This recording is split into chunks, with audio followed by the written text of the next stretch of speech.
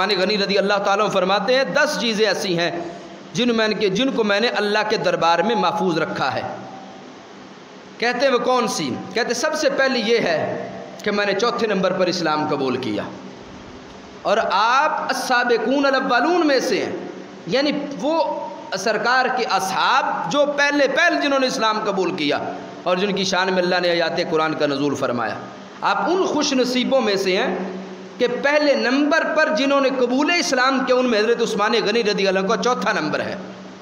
اور کنز الاموال میں ہے پہلے نمبر پر حضرت عثمان غنی رضی اللہ عنہ فرماتے ہیں کہ میرے لیے یہ بہت بڑا اعزاز ہے کہ غزوہ تبوک کے وقت جب قحط پڑ گیا تھا اور رسول پاک علیہ السلام نے جیش اسرا کی تیاری کا حکم دیا تھا، فرمایا میں وہ ہوں جس نے سب سے زیادہ اللہ اس کے رسول کی مدد کی تھی۔ اور دوسرے نمبر پر مجمع الزوائد میں ہے کہ حضرت عثمان غنی کہتے ہیں میں نے کبھی گناہ نہیں کیا، بہت بڑی بات ہے یہ، میں نے کبھی گناہ نہیں کیا۔ اور کنز الاموال میں دوسرے نمبر پر ہے کہ حضرت عثمان غنی رضی اللہ تعالیٰ عنہ کہتے ہیں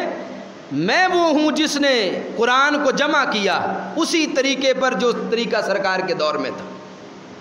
یہ جو قرآن آج ہم پڑھتے ہیں، صدیق اکبر رضی اللہ عنہ کے بعد حضرت عثمان غنی ہیں جنہوں نے اس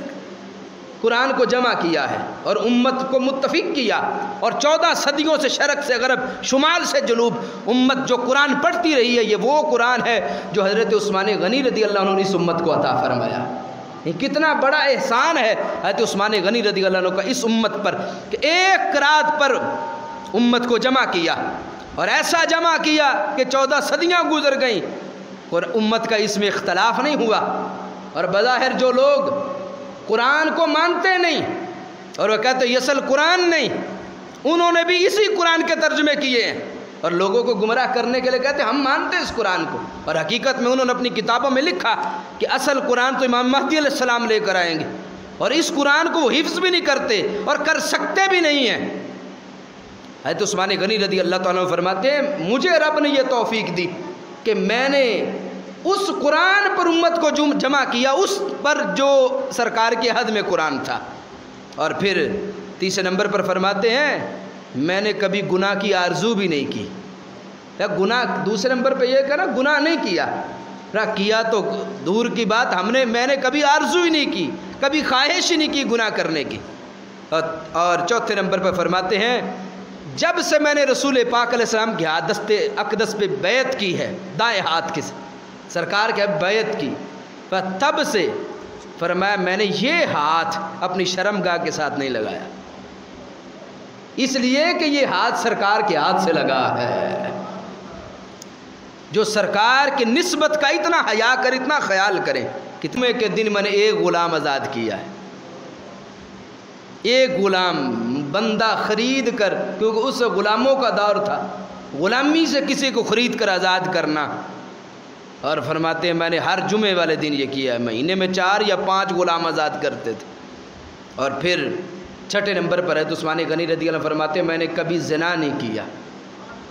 بدکاری نہیں کی پوری زندگی۔ اور حضرت عثمان غنی رضی اللہ تعالیٰ عنہ 7ویں نمبر پر فرماتے ہیں میں نے 2 بار ہجرت کی، ایک دفعہ حبشہ کی طرف اور دوسری دفعہ مدینہ منورہ کی طرف۔ 8ویں نمبر پر فرماتے ہیں سرکار نے مجھے اپنی دامادی کا شرف عطا فرمایا، اور کیسا شرف جو ہم پہلے بیان کر چکے کہ سرکار نے فرمایا میری 40 بیٹیاں بھی ہوتی اور ایک ایک کر کے فوت ہوتی جاتی، فرمایا 40 کی 40 میں یک بعد دیگری عثمان کے نکاح میں دے دیتا۔ اور ایسا شرف ہے جو پوری کائنات میں آدم علیہ السلام سے لے کر اب قیامت تک کسی کو نہیں ملا، نہ ملے گا، جو حضرت عثمان غنی رضی اللہ عنہ کو ملا کہ سرکار کی 2 بیٹیاں آپ کے نکاح میں آئیں۔ اور 9ویں نمبر پر کہتے ہیں میں نے کبھی سرکار کی نافرمانی نہیں کی، کبھی رسول پاک علیہ السلام کی نافرمانی نہیں کی۔ اور 10ویں نمبر پر کہتے ہیں میں نے نہ کبھی رسول پاک علیہ السلام کو دھوکہ دیا ہے۔